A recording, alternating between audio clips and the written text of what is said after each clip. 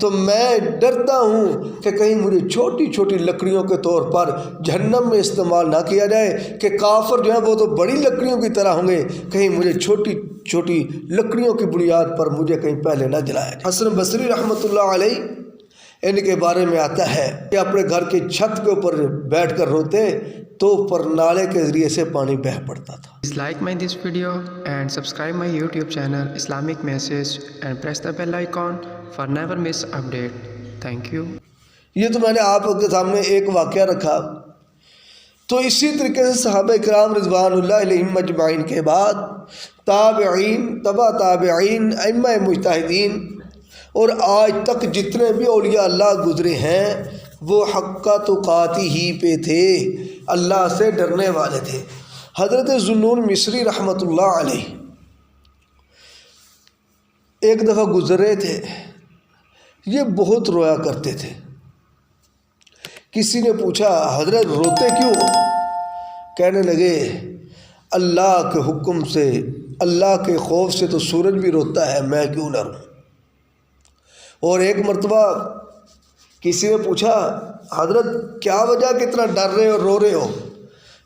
فرمانے لگے مجھے ڈر لگتا ہے کیونکہ جب ہم چولہا زندہ کرتے ہیں، تیار کرتے ہیں، اس کے اندر شروع کے اندر چھوٹی چھوٹی لکڑیاں لگانی پڑتی ہیں، بعد میں بڑی لکڑیوں کے نمبر آتا ہے، تو میں ڈرتا ہوں کہ کہیں مجھے چھوٹی چھوٹی لکڑیوں کے طور پر جہنم میں استعمال نہ کیا جائے کہ کافر جو ہیں وہ تو بڑی لکڑیوں کی طرح ہوں گے، کہیں مجھے چھوٹی چھوٹی لکڑیوں کی بنیاد پر مجھے کہیں پہلے نہ جلایا جائے گناہوں کی وجہ سے۔ یہ تو ہم لوگوں کا خوف اور اللہ سے ڈرنے کا حق۔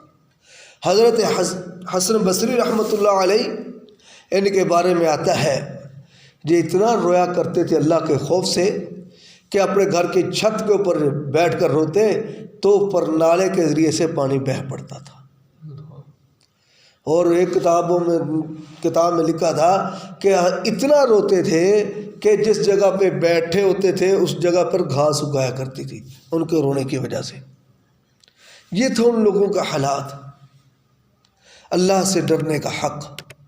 اللہ پاک ہمیں بھی یہ تقوی کی جو ہے نعمت سے نوازے اور مالا مال فرمائے، اور حق تقاتی ہی ڈرنا ہے اللہ سے۔